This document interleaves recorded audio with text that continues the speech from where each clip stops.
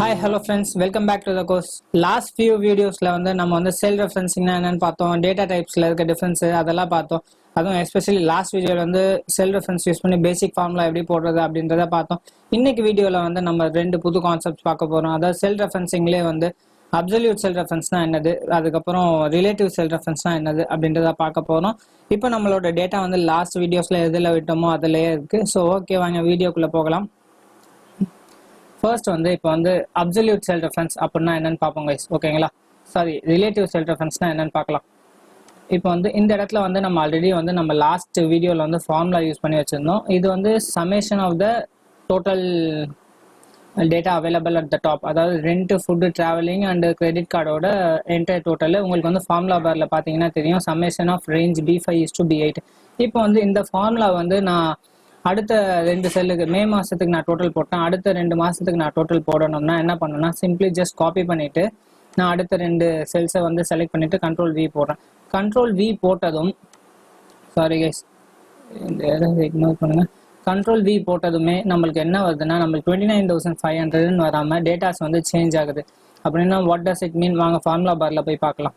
So இப்போ இந்த இடத்துல நான் கர்சரை பிளேஸ் பண்ணிட்டேன். பிளேஸ் பண்ண உடனே உங்களுக்கு இங்கே ஃபார்முலாஸை பார்த்தீங்கன்னு வச்சுக்கோங்களேன். ஃபார்முலா லாஸ்ட் செல்லில் சம் B5:B8 அப்படின்ற மாதிரி இருந்தது.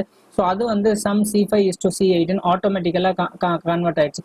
அதாவது நம்ம ஒரு ஃபார்முலாவை பி ரேஞ்ச்லேருந்து சி ரேஞ்சுக்கு கொண்டு போய் போடும் போது அந்த ஃபார்முலாவில் இருக்க பி அப்படி இருக்க செக்ஷன் எல்லாமே சீன் மாறிடுச்சு. போன தடவை B5:B8லேருந்து நம்ம ஒரு காலம் B9ல் இருக்க ஒரு டேட்டா ஒரு ஃபார்முலாவை காப்பி பண்ணிட்டு C9ல் போட்டோம்.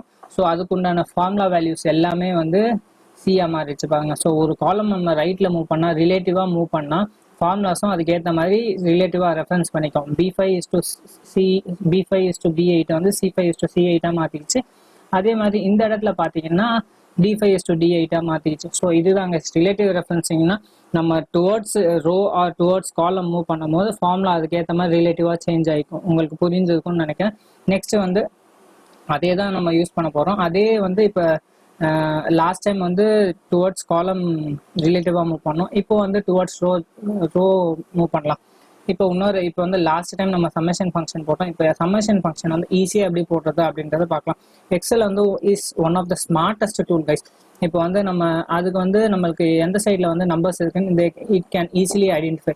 இப்போ நான் ஈக்குவல் டு சம் அப்படின்னு போட்டு நான் அந்த B5+B6 அந்த மாதிரி போடுறதும் இல்லை என்டையர் ரேஞ்சு செலக்ட் பண்ணாலும் ஒன்று தான். ஆர்எல் சிம்பிளாக நீங்கள் பார்த்தீங்கன்னா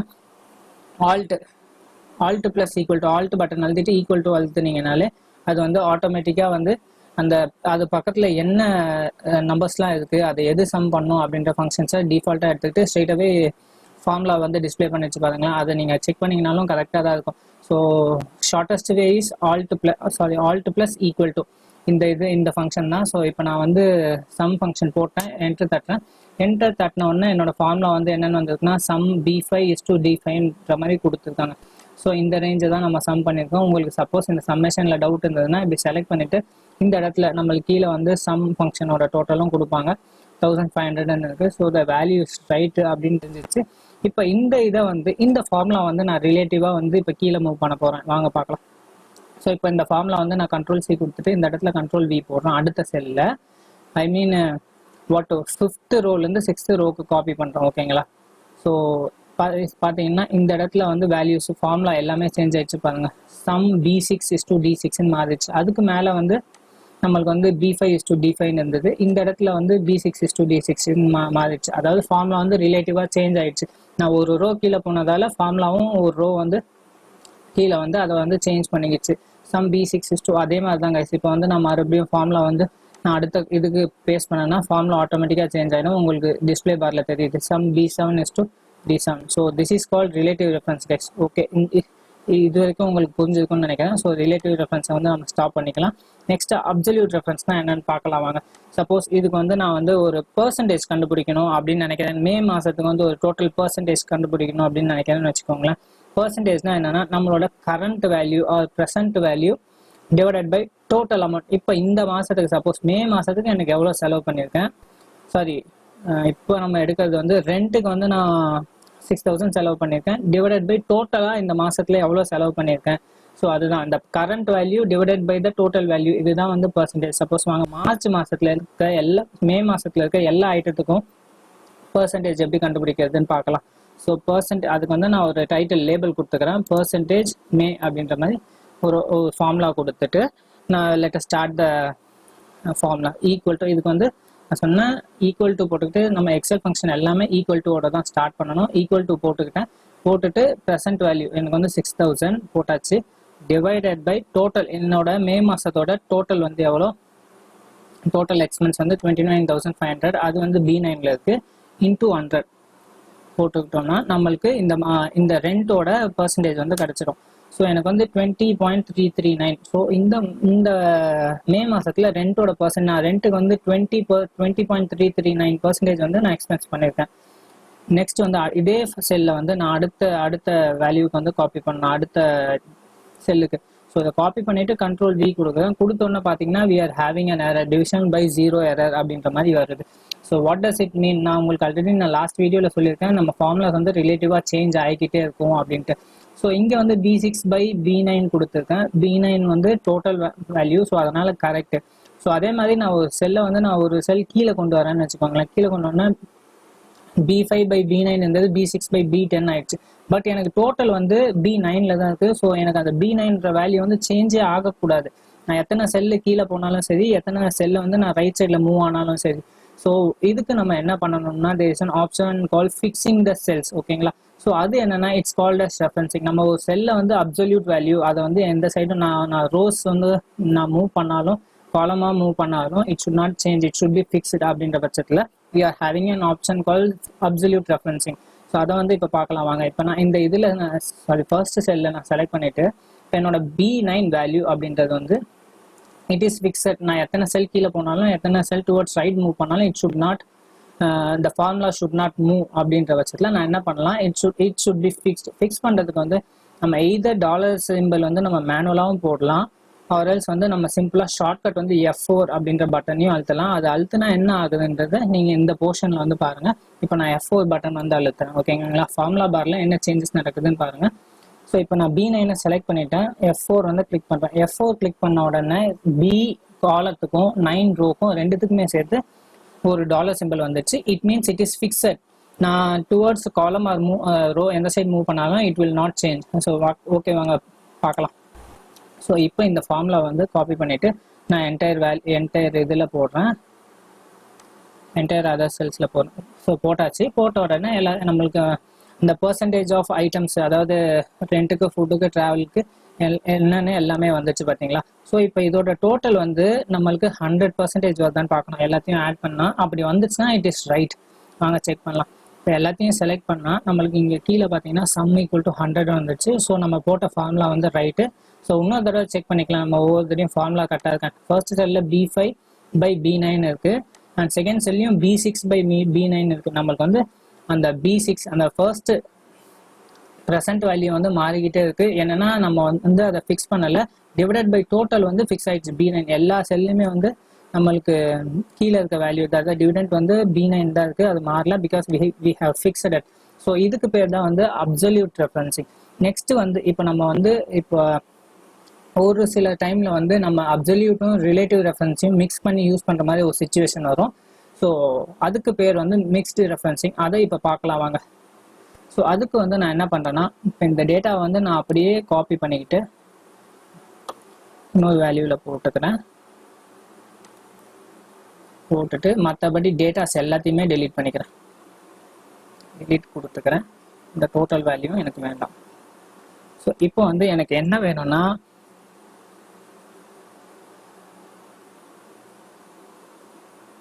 ஹலோ ஃப்ரெண்ட்ஸ், இப்போ வந்து நம்ம என்ன பண்ண போகிறோம்னா, டோட்டலாக வந்து நான் 3 மாதத்துக்கு வந்து ரெண்ட்டுக்கு வந்து 15,000 செலவு பண்ணியிருக்கேன். ஓகேங்களா? ஸோ இப்போ அதை வந்து நான் அதே பர்சன்டேஜ் தான் நான் கண்டுபிடிக்க போகிறேன். 15,000 டோட்டலாக வந்து ரெண்ட்டுக்கு வந்து 15,000 செலவு பண்ணியிருக்கேன். ஸோ அதில் வந்து நம்ம பர்சன்டேஜ் கண்டுபிடிக்க போகிறோம். மேக்கு வந்து எவ்வளோ செலவு பண்ணியிருக்கேன், ஜூனுக்கு வந்து எவ்வளோ செலவு பண்ணியிருக்கேன், ஜூலைக்கு வந்து எவ்வளோ செலவு பண்ணியிருக்கேன் அப்படின்றத பார்க்க போகிறோம். பர்சன்டேஜோட ஃபார்முலாவும் நம்மளுக்கு ஆல்ரெடி தெரியும், the current value or present value divided by total. So sorry guys, equal to போடுறேன். ஈக்குவல் டு போட்டுட்டு நம்மளுக்கு மே மாதத்தோட ப்ரெசென்ட் வேல்யூ வந்து 6000 ஓகேங்களா, டிவைடட் பை நம்மளோட டோட்டல் வேல்யூன்றது மே மாதம் 3 மாதத்தோட டோட்டல் வந்து 15000. அந்த வேல்யூவும் போட்டாச்சு. போட்டுட்டு என்டர் போடுறேன். நான் 100 போட மாட்டேன், மல்டிப்ளை பை 100 போட்டாச்சு. ஸோ வி ஆர் ஹேவிங் 40% என்னோட ரெண்ட் போயிருக்கு மே மாதத்துக்கு அப்படின்றது வந்துச்சு, கம்பேரிட்டிவ்லி ஆஃப் 3 month. ஸோ இப்போ இதே ஃபார்மில் வந்து நான் நெக்ஸ்ட் அண்ட் நம்ம போடும்போது அந்த டோட்டலை வந்து ஃபிக்ஸ் பண்ணணும்னு லாஸ்ட் வீடியோலேயே நான் சொல்லியிருந்தேன். ஸோ வந்து F4 அழுத்துறேன் ஓகேங்களா. F4 கொடுத்துட்டு நான் அதை வந்து ஃபிக்ஸ் பண்ணிக்கிட்டேன். இப்போ நெக்ஸ்ட் வந்து இதே ஃபார்மில் வந்து நான் ஜூன் மாதத்துக்கு போடுறேன். To find the total June மாதத்துக்கு போடும்போது வந்து C5 மாறிடுச்சு, C5 by E5. Okay, it's right. And next வந்து இதே ஃபார்மில் வந்து நான் ஜூலைக்கும் காப்பி பண்ணிக்கிறேன் நெக்ஸ்ட் ஓகேங்களா. இப்போ வந்து நான் 3 வேல்யூவும் கண்டுபிடிச்சாச்சு. இப்போ இதோட டோட்டல் வந்து 100 அப்படின்னு செக் பண்ணிக்கலாம், கிராஸ் வெரிஃபை பண்ணிக்கலாம். ஸோ டோட்டல் இஸ் 100, நம்மளுக்கு இங்கே கிளியராக தெரியுது, சம் ஈக்குவல் டு 100ன்னு. So there is no issues. இப்போ நெக்ஸ்ட் வந்து இதே ஃபார்மில் வந்து நம்ம ஃபுட்டுக்கு கண்டுபிடிக்கணும் அப்படின்ற பட்சத்தில் will move on. Control C கொடுத்துக்கிறேன். கண்ட்ரோல் சி கொடுத்துட்டு அதே வேல்யூ வந்து நான் கண்ட்ரோல் வி அடுத்த செல்லு கொடுத்த உடனே கண்டிப்பாக இது வந்து தப்புன்னு எனக்கு தெரியும். அது எப்படின்னு வாங்க பார்க்கலாம். ஸோ இப்போ வந்து இங்கே B6 இருக்குது பார்த்தீங்களா, B6 தான் நம்ம பார்க்கணும். இந்த இடத்துல வந்து நம்மளுக்கு ப்ரெசென்ட் வேல்யூ வந்து B6, அது இட்ஸ் ரைட், அதில் எந்தவித மாற்றமும் இல்லை. ஆனால் வந்து நம்மளோட ஃபார்முலா இங்கே டோட்டல் ஃபார்முலா இருக்குது பார்த்தீங்களா, அது வந்து E5 இல்லை. E5 என்னன்னா அது வந்து ரெண்டோட டோட்டல் ஓகேங்களா, நம்மளுக்கு வந்து இந்த டோட்டல் இல்லை, ஃபுட்டோட டோட்டல் இல்லை. ஸோ நம்ம வந்து லாஸ்ட் டைம் வந்து நம்ம அப்சல்யூட் ரெஃபரன்ஸ் பண்ணியிருக்கோம். என்னோட வேல்யூ வந்து டுவோர்ட்ஸ் காலமும் மூவ் ஆகக்கூடாது, ரோவும் மூவ் ஆகக்கூடாது அப்படின்ற மாதிரி வச்சுருந்தோம். ஸோ இப்போதைக்கு என்ன ப்ராப்ளம்னா என்னோட வேல்யூ வந்து நான் கீழே மூவ் பண்ண வேல்யூ வந்து டுவோர்ட்ஸ் ரோ மூவ் ஆகலாம், ஆனால் டுவோர்ட்ஸ் காலம் வந்து எனக்கு வந்து ஃபிக்ஸாக இருக்கணும். அதுதான் என்னோட வந்து க்ரைட்டீரியா இப்போ. ஸோ அதுக்கு நம்ம இப்போ என்ன பண்ணணும்னா நம்ம காலமை வந்து காலமை மட்டும் ஃபிக்ஸ் பண்ணிவிட்டு ரோவை வந்து ஃபிக்ஸ் பண்ணாமல் வைக்கணும். ஸோ அதுக்கு நம்ம என்ன பண்ணணும்னா இந்த ஃபார்முலா இருக்குது பார்த்தீங்களா, இந்த இடத்துல இந்த இடத்துல B5 ஓகேவா இருக்குது, இ காலம் அதை வந்து ஃபிக்ஸ் பண்ணிவிட்டு ரோவை வந்து ஃபிக்ஸ் பண்ணாமல் இருக்கணும். ஸோ அதை வந்து ரோவிலேருந்து ஃபிக்ஸிங் எடுத்துக்கிறேன். ஃபிக்ஸிங் எடுக்கணும்னா I just have to remove the dollar simple. So dollar simple remove பண்ணிவிட்டு நான் என்டர் தட்டேன் ஓகேங்களா. டாலர் சிம்பிள் ரிமூவ் பண்ணிட்டு என்டர் தட்டிட்டேன். ஸோ இப்போ இந்த வேல்யூ மறுபடியும் காப்பி பண்ணிவிட்டு கண்ட்ரோல் V கொடுக்குறேன்.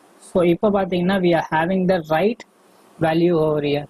இப்போ வந்து இந்த இடத்துல பார்த்தீங்கன்னா எனக்கு ஃபார்முலா வந்து B6 டிவைடட் பை E6 அப்படின்னு மாறிடுச்சு. ஓகே, உங்களுக்கு கிளியராக தெரியும்னு நினைக்கிறேன். B6 this is the present value and E6 this is the total value. எனக்கு ஃபார்முலா வந்து டோட்டலாக சேஞ்ச் ஆகிடுச்சு.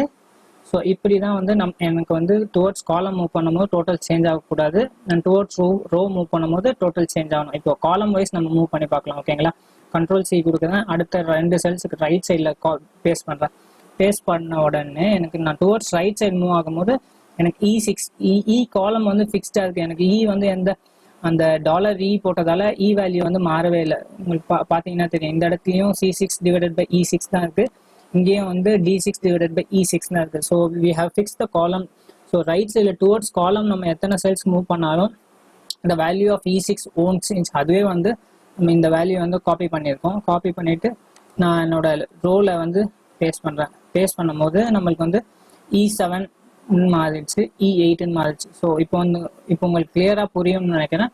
நம்ம வந்து காலமை ஃபிக்ஸ் பண்ணால் சில சர்க்கம்ஸ்டன்சஸில் நம்ம காலமை ஃபிக்ஸ் பண்ணுற மாதிரி வரும், சில சர்க்கம்ஸ்டன்சஸில் வந்து நம்ம ரோவை ஃபிக்ஸ் பண்ணுற மாதிரி வரும். ஸோ இன்கேஸ் நம்ம வந்து காலமை ஃபிக்ஸ் பண்ணணும் அப்படின்ற பட்சத்தில் column is represented by alphabetical number, alphabetical letter, and row is represented by a numeric letter, numeric digit ஓகேங்களா. ஸோ அப்போ வந்து based on the circumstances வந்து நம்ம வந்து corresponding column or row வந்து ஃபிக்ஸ் பண்ணிக்கலாம். ஸோ உங்களுக்கு இந்த வீடியோ நல்லா புரிஞ்சிருக்குன்னு நினைக்கிறேன். ஓகே, வாங்க இந்த வீடியோ முடிச்சுட்டு will get in to the next video. So இந்த டேட்டா வந்து நான் காப்பி பண்ணிக்கிறேன். காப்பி பண்ணிவிட்டு மற்ற செல்ஸ்லாம் பேஸ்ட் பண்ணிக்கிறேன். ஸோ இப்போ வந்து எல்லாத்தோட டோட்டல் வந்து இப்போ வந்து we should have 100. ஸோ ஃபர்ஸ்ட்டு ரெண்ட்டுக்கு பார்த்தீங்கன்னா 100 வந்தாச்சு பர்சன்டேஜ். நெக்ஸ்ட் வந்து ஃபுட்டுக்கும் 100 வந்தாச்சு, ட்ராவலிங்க்கும் 100 வந்தாச்சு, and credit card by default 50 + 50 = 100. So இப்படி தாங்க, this is the video for self referencing. Next வீடியோவில் இன்னொரு இன்ட்ரெஸ்டிங்கான டாப்பிக்கை பற்றி பார்க்கலாம். தேங்க்ஸ் ஃபார் வாட்சிங் கைஸ். பை.